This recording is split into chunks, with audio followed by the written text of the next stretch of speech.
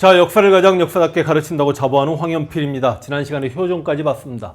와, 효종이 얼굴에 종기 났는데 그것 짜다가 피가 많이 흘러서 죽었어요. 와, 너무 어처구니 없이 죽었습니다. 그러니까 효종의 어린 아들, 그래도 성년이긴 합니다만 현종, 실제로 현종 아세요? 현종하면 딱 뭐 생각나는 업적이 있습니까?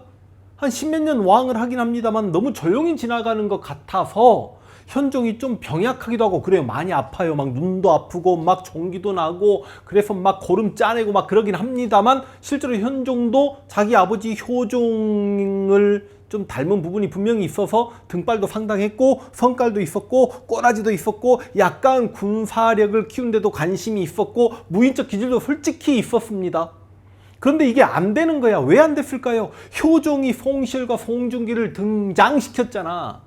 실제로 우리가 일반적으로 붕당을 이야기할 때는 다 서인들이라고 이야기합니다만 당시의 조선 조정에서는 산당이라고 불렸습니다. 왜? 살림이었던 송시열을 따른다라고 해가지고 산당이라고 불렸는데 이들의 힘이 너무너무 강해진 겁니다. 그래서 실제로 효종은 왕이었을 당시 자신이 둘째 아들로서 왕이 됐다라는 그 정통성 컴플렉스를 극복하기 위해 노력을 했다면 현종은 자기 아버지가 키워놓은 그 양송들 그 산당과 맞서서 왕권을 강화하는데 상당히 애를 먹었던 왕이다. 왜냐? 현종이 즉위하자마자 둘째 아들 효종이 죽었을 때 효종의 엄마, 솔직히 엄마도 아니에요. 효종의 계모입니다. 인조가 늙음하게 결혼해가지고 그 젊은 여인이 대비가 되어 있는데 그 대비가 자이대비야. 자이대비가 효종보다도 나이가 훨씬 어립니다. 그 자이대비가 상복을 몇 년 입냐 하는 거 가지고 싸우는데 이걸 예속 논쟁이라고 해요. 제가 여러분들에게 영상을 만들어 드리려고 할 때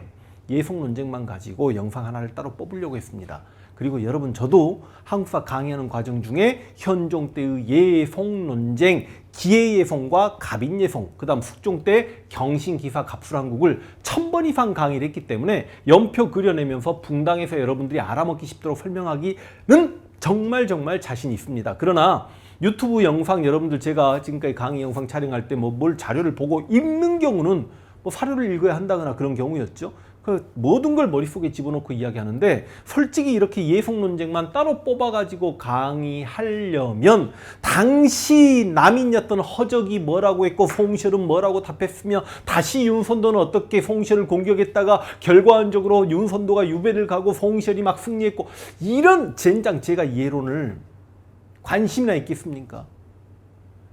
지금 제가 이해하기에 그 용어들과 그 단어들과 그 사람들의 주장을 송시열은 이런 주장을 폈고 난 못하겠습니다. 하고 싶지가 않았어요. 그래서 책 좀 보려고 했습니다. 그래, 내가 어차피 역사 기본이 있으니까 자세히 들여다보면 한 방에 되겠지. 와, 이건 안 되더라고. 미친놈들이었습니다. 자, 대신 어차피 붕당 강의를 제가 따로 한번 해드릴 생각이긴 합니다. 진짜로요. 근데 과연 붕당 강의를 그렇게 재밌어 하시면서 보실지 모르겠네. 만약에 사림들이 동서분당부터 시작해가지고요, 저기 노론들이 벽파 시파 쪽에 지고 그 노론에서 세도 가문이 나온 이야기까지 제가 붕당 이야기를 지엽적으로 하자면 진짜 비하인드 스토리까지 하면 2시간입니다. 근데 2시간 동안 여러분이 그걸 들어주실 수 있을런지 모르겠고 압축하면 한 20분만 해도 가능합니다. 그래서 20분짜리 압축 강의를 한번 찍어 드려 볼까도 지금 생각 중이긴 하는데, 예속 논쟁이라는 건 인조의 계비 자이대비가 살아있었을 때 효종이 죽었을 때와 효종비가 죽었을 때 상복을 몇 년 입냐 하는 거 가지고 당시 집권 세력이었던 서인이 인조 반정했고 남이 참여하면서 북인이 날아갔으니까 서인이 주도 세력이고 남이 참여 세력이잖아. 그 서인과 남이 죽어라고 싸웠던 백성들의 밀리민복과는 전혀 상관없었던 미친 논쟁, 이것 때문에 전국이 완전히 정말 시끄러웠습니다. 지금 같으면 이런 코로나 시대에 뭐라고 설명을 해야 될까? 양복을 이렇게 입어야지 뭐 이거 너무 그런가요? 이런 걸로 나라 온 정치인들이 코로나 시대는 외면한 채 막 미친 듯이 싸웠던, 왜 이게 코로나 시대라고 이야기할 수 있냐면, 여러분 1차 예송을 기해예송이라고 하고 2차 예송을 갑인예송이라고 합니다만, 이게 1600 효종이 죽자마자, 효종이 49년에서 59년 왕했으니까 현종 1년이었고 이게 1674년 현종 마지막 해였어요. 그러니까 아이러니하게 1차 해성은 현종이 왕 되자마자였고 실제로 여기 효종 B가 죽었으면 현종이 엄마거든요. 현종 엄마 죽고 나서 현종이 또 바로 죽는단 말이지. 2차 해성은 현종 마지막 해였습니다만 제가 오늘 강조하고 싶은 강의는 실제로 경신대기근인데 그 경신대기근이 경술년과 신해년에 바로 70년과 71년이었단 말이죠. 그러니까 내가 1659년에 1차 예송은 그래 그럴 수도 있겠다 이 미친놈들아 라고 그냥 끝낼 수 있는데요. 2차 예송을 그 전개에 나갔던 송시열을 비롯한 그 예론에 빠져있는 정말 그 사대부들은 미친놈들이 아니라 진짜 들이었습니다. 이 경신대영 때 백성들이 100만 명이 죽어나갔는데 그 자의대비가 상복을 몇 년이냐 하는 거 가지고 싸웠던 예성 논쟁을 짤막하게 끝내보겠습니다만 남인들은 나중에 여러분 남인들은 이황학파 그래가지고 이황은 근본과 원리를 중시한다 그래서 항상 왕권 강화 근본과 원리가 왕이니까요. 관심을 갖습니다. 그런데 실제로 당시 권력을 장악하고 있었던 서인들은 어찌 보면 솔직히 서인들이 소현세자를 좋아했을까? 그럼에도 불구하고 신권을 조금 강화시키려는 친구들이다 보니까 이 일련설을 주장했죠.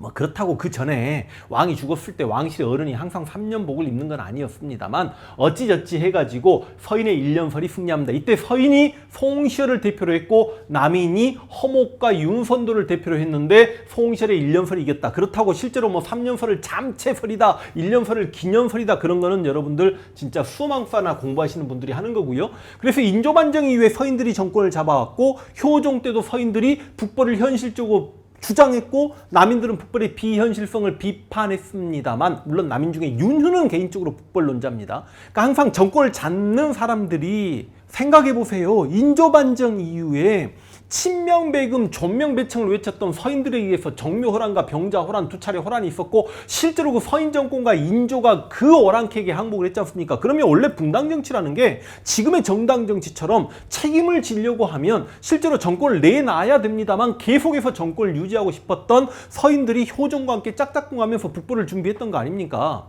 그래서 서인들이 계속해서 1차 해성에서도 승리했단 말이죠.